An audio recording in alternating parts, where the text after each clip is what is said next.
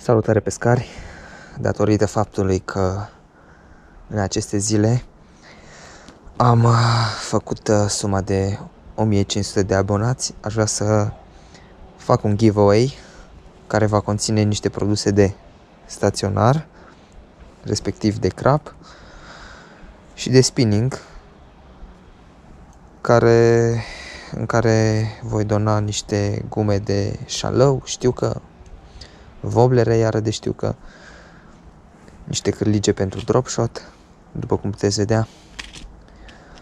Vom începe prin prezentarea produselor de staționar. Voi dona 2 metod feedere de 30 de grame, un coșuleț feeder de 10 grame, 2 plute cu lisante, după cum puteți vedea și aici, 2 agrafe pentru cele 2 plute, niște boilesuri cu aromă de pește de la Enigma. Eu personal nu le-am folosit, nu știu cum sunt, dar am auzit de la alții că sunt foarte bune. Ia uitați, toate mărimile, deci le puteți folosi, mai ales la crap, când pescuiți la crap mai mare.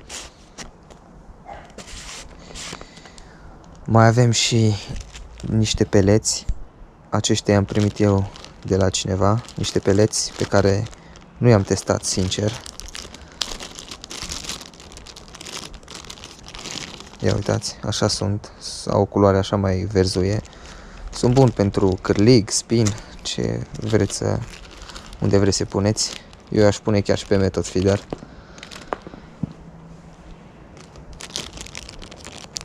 Așa. Voi mai da și o praștie. Eu nu sunt genul care să nădească cu praștii.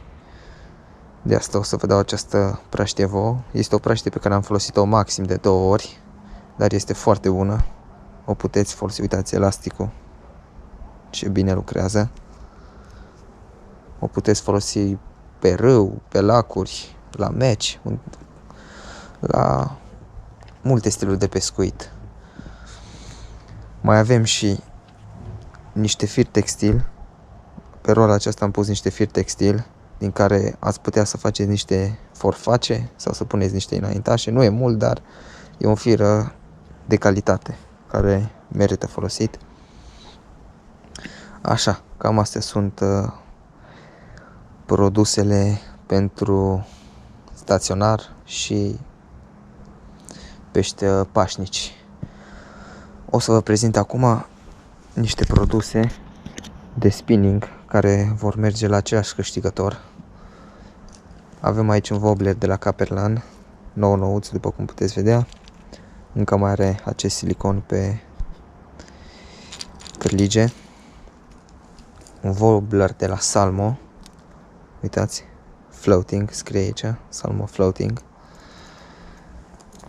Niște cârlige 9 nouțe de la Owner pentru drop shot. Așa cred că sunt.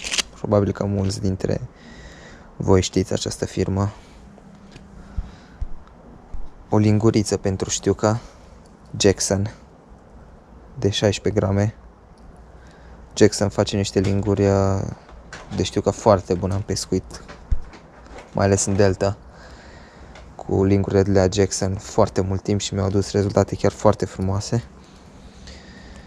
Iar restul ce urmează sunt gume de șalău sau biban. Bineînțeles, nou nouțe, nu am mai pus niciun jig pe ele, uitați.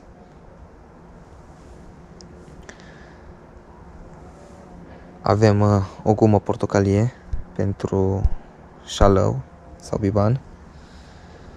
Alte 2 gume la fel pentru șalău sau biban.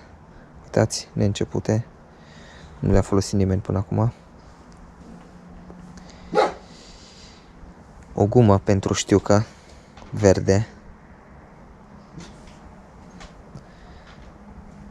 O gumă de la Fox Rage pentru șalău. Cred că mulți dintre voi știți gumele Fox Rage, nu mai trebuie să mai vorbesc despre ele. Altă gumă pentru șalău. verde cu niște alb pe burtă și 3 gumițe de biban. Uitați, una mai transparentă și iar 2 albe. Bun, cam asta au fost și cu aceste produse. Regulile ca să intrați în acest concurs sunt să dați like la acest videoclip, să vă abonați și să lăsați un comentariu cu concurs și bineînțeles să dați share la acest videoclip. Eu vă urez la tot succes, iar până data viitoare